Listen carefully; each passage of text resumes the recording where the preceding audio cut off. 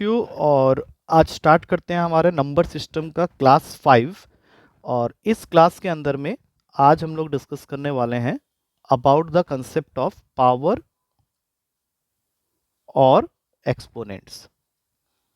Number system का ये तुम्हारा 5वां क्लास है जिसमें हम लोग ये डिस्कस करेंगे पावर और एक्सपोनेंट्स के बारे में।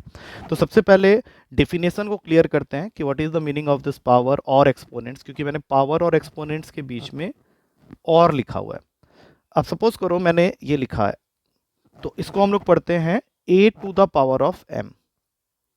तो जब मैं इसको पढ़ रहा हूं तो यहाँ पे एक वर्ड आ रहा है a to the power of m, मतलब a जो है दैट इज योर बेस, और m जिसको मैं पावर बोल रहा हूं इसी के दो नाम और होते हैं, एक इसको बोलते हैं एक्सपोनेंट और एक इसको बोलते हैं इंडेक्स। तो अगर मैं लिखता हूं 2 टू द पावर ऑफ 3 तो इसका मतलब है 2 हो गया मेरा बेस, और इसको 3 नाम से जानते हैं। अभी मैं सिर्फ इनके फर्स्ट लेटर्स यूज करूंगा, पावर, एक्सपोनेंट या फिर इंडेक्स, और इसका मतलब हो जाता है कि तुम 2 को 3 टाइम्स मल्टीप्लाई कर रहे हो। ना that is the basic definition of the power और एक्सपोनेंट।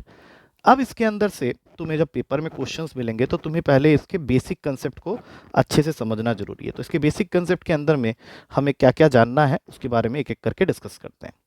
तो सबसे पहले इसके अंदर में आता है तुम्हारा, जब तुम इसके बेसिक कंसेप्ट में जाओगे तो सबसे पहली चीज जो तुम्हें पता होनी चाहिए वो ये कि अगर मैं लिखता हूं a to the power of m is equals to से b, और मुझे बोला जाए कि यहाँ से a की वैल्यू क्या होगी, तो a की वैल्यू जब भी निकालने जाओगे तो b तो अपनी जगह में ही रहेगा in the right hand side, लेकिन जो पावर तुम्हारे लेफ्ट हैंड साइड में है वो राइट हैंड साइड में जब जाएगा तो वो पावर में ही रहेगा लेकिन रेसिप्रोकल बन जाएगा। दैट मीन्स अगर a to the power of m b है और वहां से तुम्हें a की वैल्यू निकालनी पड़ जाए तो वो b to the power of 1/m हो जाएगा। और इसको लिखने का एक और तरीका भी होता है, तुमने यहाँ पे एक ये रूट का साइन लगाया, यहाँ पे b लिखा और यहाँ पे लिख दिया m, तो अब तुम इसको पढ़ने वाले हो mth रूट ऑफ b। अब सपोज कर लो तुम एक क्वेश्चन कर रहे हो, यहाँ पे लिखा हुआ है x square is equals to 4, और तुमसे पूछा जाए कि व्हाट इज x, तो हम सब ने यही पढ़ा है कि यहाँ से रूट ओवर 4 हो जाता है, लेकिन रूट ओवर 4 का क्या मतलब होता है कि 4 ने अपने पावर में रख लिया है 1/2 को।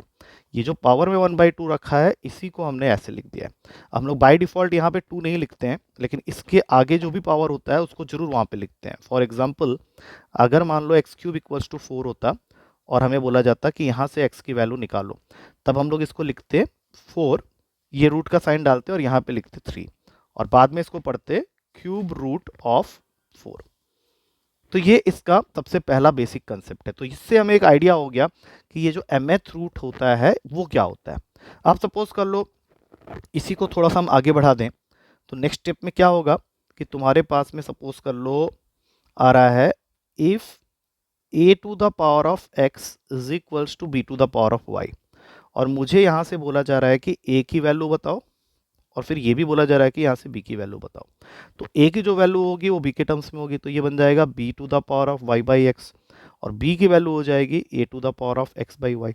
अब हम लोग एक एक करके इसको लिखते हैं। जैसे सपोज करो फर्स्ट वाले की बात करें तो b to the power of y by x a की वैल्यू है, तो इसको मैं लिखूंगा b to the power of y whole raise to the power of 1/x, और इसका मतलब होता है कि b to the power of y रहा, यहाँ पे रूट का साइन लगाया और यहाँ पे लिख दिया x।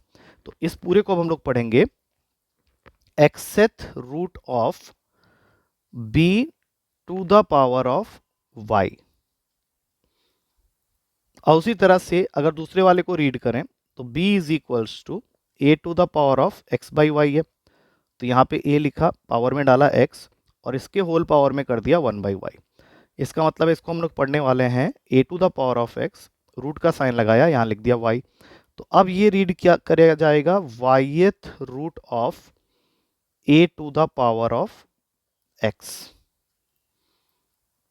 तो ये सबसे पहले हमें समझना होता है, उसके बाद ही इसके अंदर से हम बाकी चीज़ों को स्टडी करेंगे। तो इसके अंदर जो बाकी चीज़ें अब आएंगी उसमें सबसे पहला आता है लॉज ऑफ एक्सपोनेंट्स। तो लॉज ऑफ एक्सपोनेंट्स क्या होता है उसके बारे में डिस्कशन करते हैं। तो सबसे पहला लॉ लॉज ऑफ एक्सपोनेंट्स, जैसे अभी हमने डेफिनेशन पार्ट देख लिया, तो इसमें कुछ लॉज होते हैं जिसके ऊपर में बेस करके क्वेश्चंस तुम्हें वो एग्जामिनर पूछेगा। तो सबसे पहला लॉ होता है कि अगर a to the power of m into a to the power of n है, मतलब दो नंबर्स के मल्टीप्लिकेशन के बारे में वो बात कर रहा है जिसमें बेस को उसने सेम रखा है लेकिन पावर को अलग अलग किया है और बीच में मल्टीप्लिकेशन का साइन है, तो इसका कंप्लीट आंसर हो जाएगा a to the power of m plus n। For example 2 to the power of 3 है into 2 to the power of -2 है, तो 2 अपनी जगह बेस में रहेगा, पावर आपस में ऐड हो जाएंगे, दैट इज 3 प्लस -2, तो ये आंसर आ जाएगा 2 to the power of 1। Second law कहता है कि अगर a to the power of m है divided by a to the power of n है, जिसको हम लोग लिख सकते हैं a to the power of m upon a to the power of n, मतलब तुम्हारे बेस सेम है, अपॉन में डिवाइड हो क्या है और पावर अलग अलग है, तब ये हो जाता है a के पावर में m minus n। For example अगर तुम्हारे पास में है 2 to the power of 8 upon 2 to the power of 5, तो तुम इसको लिख सकते हो 2 to the power of 8 minus 5 that is 2 cube that is 8। तो ये था पहला लॉ, ये है दूसरा लॉ। अब आते हैं थर्ड लॉ की तरफ। थर्ड लॉ में ये कहता है कि अगर a to the power of m है और उसके पावर में n है, तो ये दोनों पावर आपस में मल्टीप्लाई हो जाएंगे, that means it will become a to the power of m into n। For example यहाँ 2 टू द पावर ऑफ 3 है और इसके होल पावर में 2 है, तो ये हो जाएगा 2 to the power of 3 into 2, that means 2 to the power of 6, that means 64। इस तरह से जैसे जैसे हम आगे बढ़ेंगे और भी लॉज हमारे पास में आते जाएंगे। तो अगला लॉ है, तीसरे लॉ के बाद जो चौथा लॉ होगा वो ये कहता है कि anything to the power of zero, any real number to the power of zero is always equals to 1। अब चाहे वो फ्रैक्शन में तुम कोई वैल्यू के पावर में जीरो लिखो, या कोई नेगेटिव वैल्यू है उसके पावर में जीरो लिखो, या कोई पॉजिटिव वैल्यू है उसके पावर में जीरो लिखो, in all such cases the answer will be 1। उसके बाद आता है हमारा पांचवा लॉ। पांचवा लॉ में क्या कहता है, अगर मैं फिफ्थ लॉ की तरफ बात करूं, तो ये मुझे कहता है कि अगर a के पावर में कोई नेगेटिव वैल्यू है तो इसको हम लोग सबसे पहले रेसिप्रोकल कर देंगे, और जब तुम इसको रेसिप्रोकल करोगे तो इसके होल पावर में n आ जाएगा, और इसको तुम लिख सकते हो 1 upon a raise to the power of n। Suppose कर लो कोई नेगेटिव फ्रैक्शन है, उसके पावर में नेगेटिव पावर में n है, तो तुम इसको उल्टा कर दोगे तो यही नेगेटिव पावर जो है वो पॉजिटिव बन जाएगा। फॉर एग्जाम्पल अगर 2 टू द पावर ऑफ -3 है तो तुम इसको लिख सकते हो 1/2 का क्यूब दैट इज 1/8, और अगर 3/2 के पावर में -5 है तो तुम इसको लिख सकते हो 2/3 whole raise to the power of 5। 2 to the power of 5 मतलब 2 को 5 टाइम्स मल्टीप्लाई किया 32 आ गया, और 3 टू द पावर ऑफ 5 का मतलब है 3 को 5 टाइम्स मल्टीप्लाई किया तो वो 243 आ गया। तो ये एक और लॉ बन गया तुम्हारा। उसके बाद आता है हमारा सिक्स्थ लॉ। सिक्स्थ लॉ में क्या कहता है, सिक्स्थ लॉ में अब वो तुमको बोल रहा है कि सपोज कर लो बेसिस तुम्हारे अलग अलग हैं लेकिन पावर सेम है और बीच में मल्टीप्लिकेशन का साइन है, जैसे a to the power of m into b to the power of m। तब क्या करना है, जो दोनों बेसिस हैं उनको मल्टीप्लाई करना है और उसके whole raise to the power of में m लिख देना है। Suppose 2 to the power of 3 और यहाँ 3 टू द पावर ऑफ 3, तो ये हो जाएगा 2 into 3 whole raise to the power of 3, that means 6 to the power of 3, जो कि होता है 216। सेवेंथ लॉ में ये कहता है कि अगर मान लो दोनों के बेसिस सेम है, दोनों के बेसिस डिफरेंट है लेकिन पावर सेम है, जैसे a to the power of m और उसको डिवाइड कर रहे हैं b to the power of m से, तो ये बन जाएगा a by b whole raise to the power of m। For example 3 to the power of 3 इसको डिवाइड कर रहे हो 2 टू द पावर ऑफ 3 से, तो ये बन जाएगा 3/2 whole raise to the power of 3, जिसको लिख सकते हैं 27/8। उसके बाद आता है तुम्हारा एट्थ लॉ। एट्थ लॉ तुमको ये कहता है कि अगर a to the power of m a to the power of n के इक्वल है तो we can always write m is equals to n। इसको समझाने के लिए मैं एक छोटा सा एग्जांपल ले लेता हूँ सो दैट चीज़ें थोड़ी सी अच्छी तरह से विजुअलाइज कर पाओगे।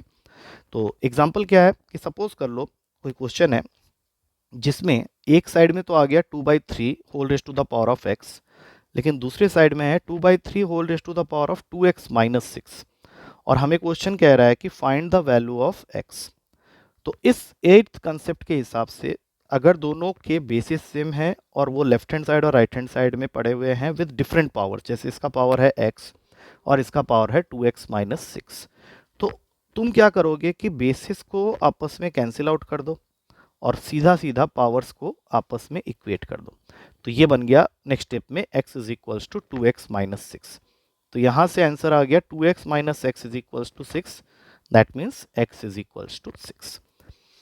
तो इससे हमें सारे लॉज जो हैं वो हमने इस पर्टिकुलर वीडियो में स्टडी किया है। Starting with the definition of power, exponent, index, इनके बारे में मैंने पहले बताया। उसके बाद कुछ बेसिक कंसेप्ट बताए, mth रूट के बारे में बताया कि रूट को कैसे सिंबलाइज किया जाता है। Then we have studied about the laws. यहाँ पे हमने कुछ लॉज के बारे में स्टडी किया है।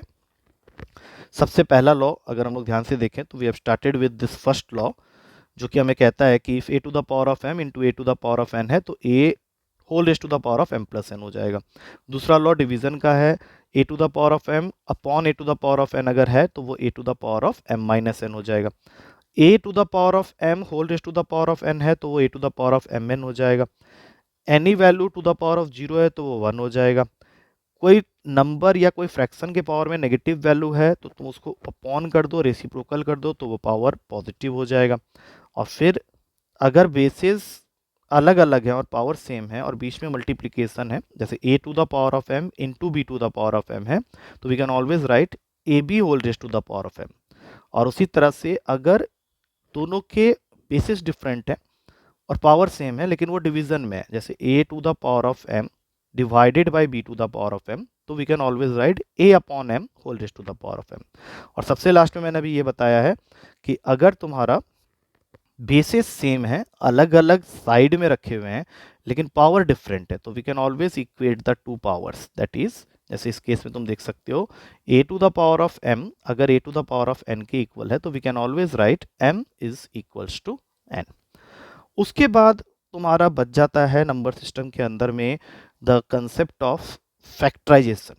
और फैक्टराइजेशन के लिए तुम्हें पता होना चाहिए ऑल द एल्जेब्रिक आइडेंटिटीज, क्योंकि ये एक बहुत इंपॉर्टेंट पार्ट है जो कि तुम्हारे नंबर सिस्टम में अब बाकी रहता है, जिसके बारे में हम लोग नेक्स्ट पार्टिकुलर वीडियो में बात करेंगे। और वहाँ पे हमारा नंबर सिस्टम का जो बेसिक थ्योरी पार्ट है वो खत्म हो जाएगा। Then we will be seeing the pattern of the questions coming in your exam. तो हमारा जो नेक्स्ट वीडियो होगा that will be the concluding part of our number system theory. उसके बाद हम लोग क्वेश्चंस के अंदर में जाएंगे। सो टिल देन इस वीडियो को एक बार अच्छे से देख लेना, बिकॉज इसके बाद वाला video will be the last video. ठीक है, चलो that's it for today. Take care and thank you.